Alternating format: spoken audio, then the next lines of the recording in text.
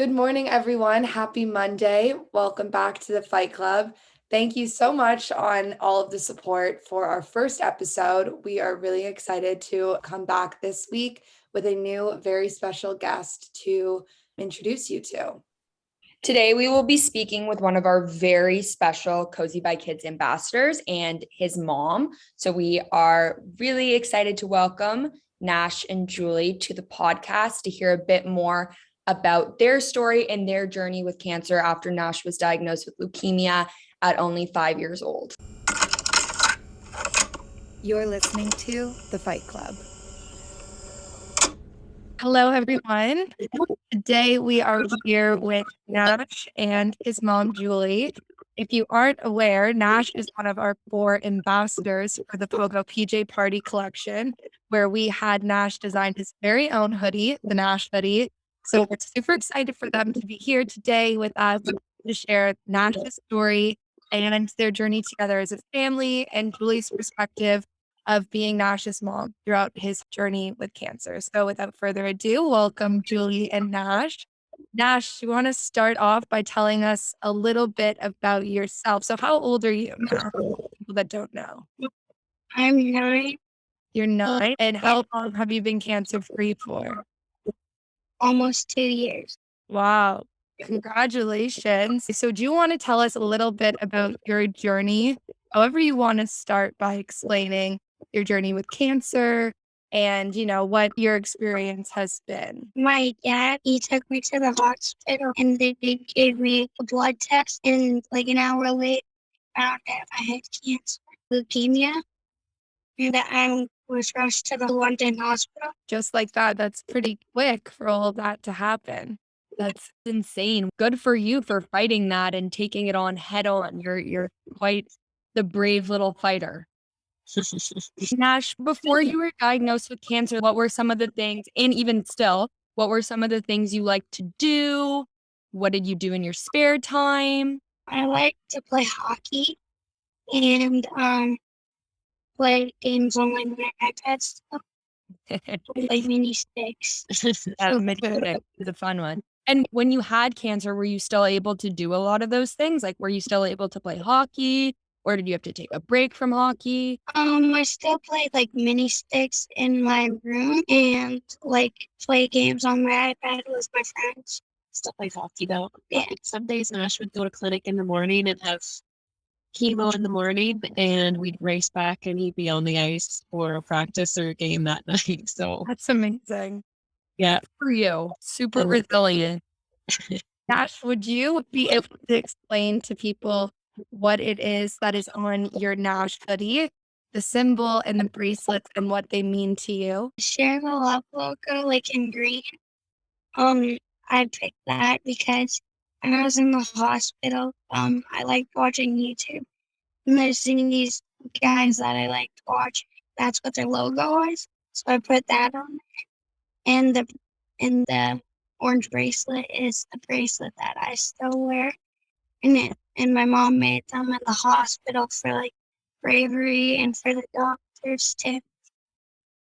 Love it. Well, it's such a great hoodie, and it looks pretty awesome in my opinion. So you picked a really good design that's also super meaningful. So great job. Do you love the hoodie? Yeah. Good. Good. We're glad. Yeah, your hoodie's super popular. A lot of people seem to love the Nash hoodie. I think it would be nice to touch on, you talked about this a bit in your story, and also your mom's wearing one of the Good to Give beanies right now because you were also one of our ambassadors for the Good to Give campaign. On my head, the beanie for like everything I really did. We had a beanie for school, and then a beanie for gym when I was at school, and like a beanie I would wear under my helmet when I play hockey. I just wore one. Did a sleeping beanie when you'd sleep in it. When we go to the barn, a different one for the barn. You're like a trendsetter, setting some trends. Just so you know, too, when I had cancer, I lived in my beanies as well, especially at night because my head would get so cold.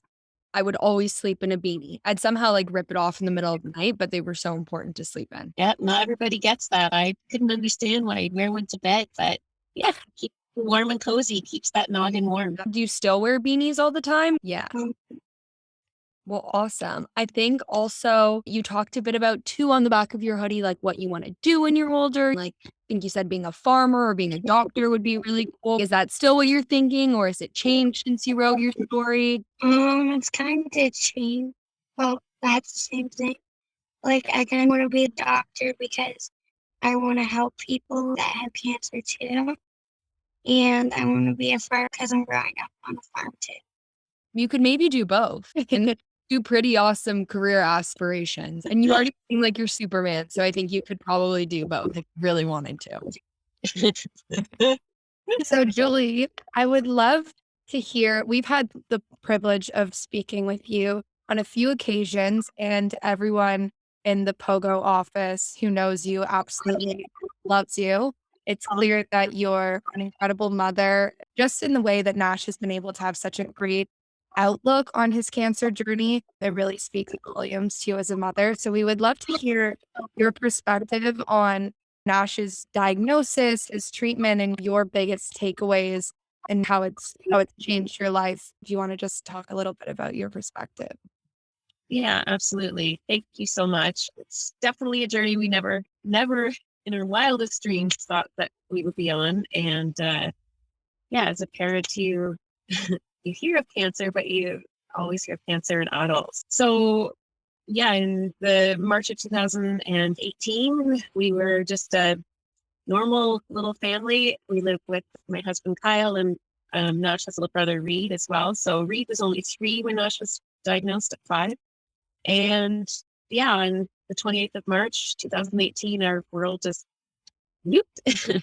And everything changed. Our perspective on everything changed. And we came to realize that pediatric cancer is out there, and Nash was lucky to be diagnosed with one of the most common types of leukemia and also one of the most highly curable types of cancer as well. So we took great comfort in knowing in the first couple of days that there was a plan and a protocol for his type of leukemia, and it was very effective. And if we just kind of stick to that game plan and ride the roller coaster of the next 2.5 years of treatment, then we should have a successful outcome. And he's proof of that. So it was an out-of-body experience and very humbling for Kyle and I. We come from a very small community, but we've never been on the receiving end of all the generosity and attention that we've received through the early days of treatment.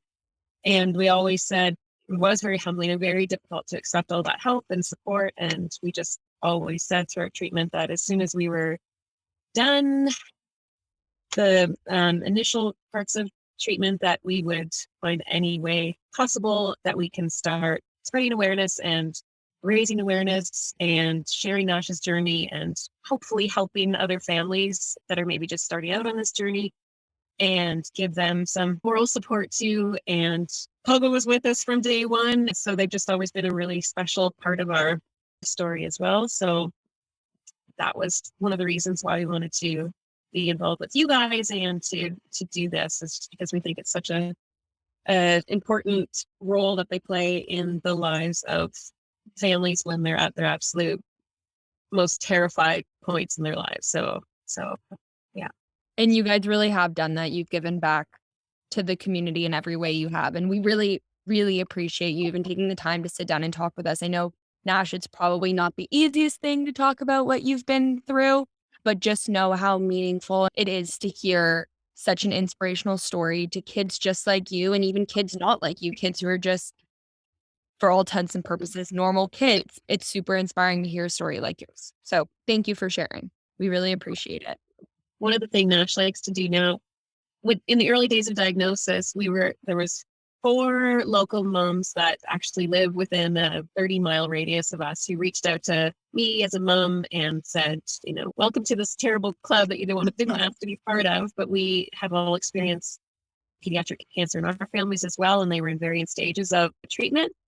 But it was just so nice to hear from other families that had been through it and kind of could relate, and we could see what the end goal was. And so now, any chance we get when we hear of new families that have been diagnosed, we usually reach out to them as a parent, but also Nash has been sending little videos as well, because they can usually relate over their ports.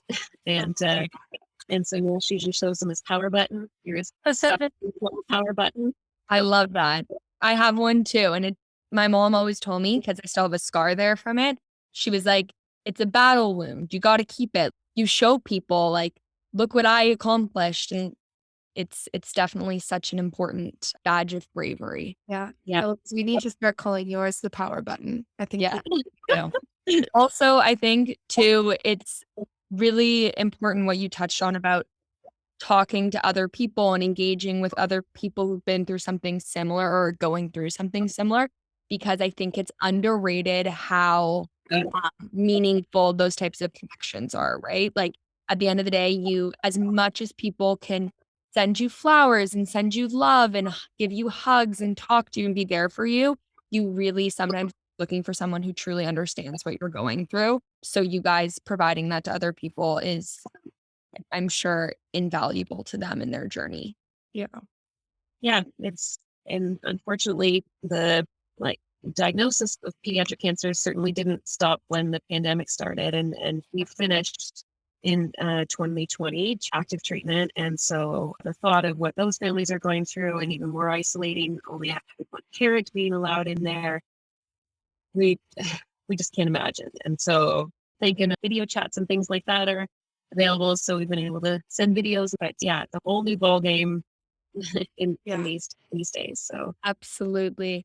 I think maybe to close it off, I'd love to hear from both of you. What would be one piece of advice you could give to a kid or a family who's going through something similar to what you did? Like, what was something that helped you get through your journey and come out on the other side and be sitting here like you are today, being able to talk with us so eloquently about your experience? There's people, I guess, that will get you through it. And once you're done, it'll feel so much good. take advantage of all the hot dogs you can eat and the supply of treats. One of the things that we say, Nash, is that you're stronger than you think. Do you think that's true? Do you think you ended up being a lot tougher than you thought you could be? Because from my perspective, you're a pretty strong kid. Yeah. I would say I had a friend of mine, she had reached out to me in the early days and said, one thing you didn't know about me is that I was a leukemia survivor as well. And she had just gotten married and had just had her first child. And she said, I want you to know that I don't remember anything except for eating lots of spaghetti and having sleepovers at my grandma's house. But I'm sure my mom remembers a lot. And it's interesting to hear Nash's perspective of his treatment now, because it's usually focused around hot dogs and Lego and slime and the clown and lots of happy memories. And that was always terrified to think of what he was going to remember and take with him for the rest of his life. And that's for us to work through, I guess, in therapy. But that was good advice. I appreciated hearing that, because that was a concern. And just there's highs and lows, and we don't take for granted for 1 second that we are one of the lucky ones, one of the lucky families, and everyone's journey is different. Just trust the process and trust that the research is there and that everyone is doing the best that they can to get you and your family through it to the other side. And one day at a time, 1 hour at a time. That's amazing. It's a testament to you and Nash's support system and the nurses there, that those are the memories that he has and that they are so positive, because for a kid, that's all you want, because they don't need to remember any of the battle that they put their bodies through at such a young age, because they did that and they can move on to live a life that's, even more incredible because of what they've been through. So props to both of you, because it's pretty incredible that you're able to move on with such an incredible outlook on life, and you're able to help so many people along the way. So thank you so much.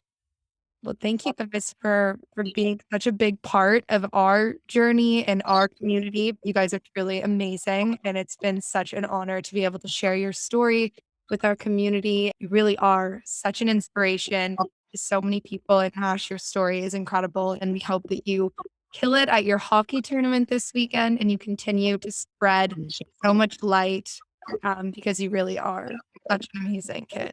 We can't wait to see what you do. We'll be cheering you on at your hockey tournament. Go Titans. Love it. Share the love. Well, thank you guys so much. We will talk to you soon, I'm sure. Thanks for having us. Bye.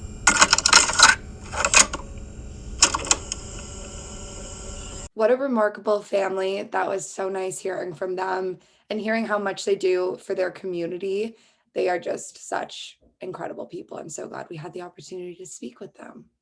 Absolutely. I completely agree. With that being said, Nash's hoodies are currently for sale on our website, www.goodhoodclub.com, as a part of our Cozy by Kids collection in honor of the POGO PJ Party. The POGO PJ Party is an annual event that raises awareness and funds for childhood cancer care.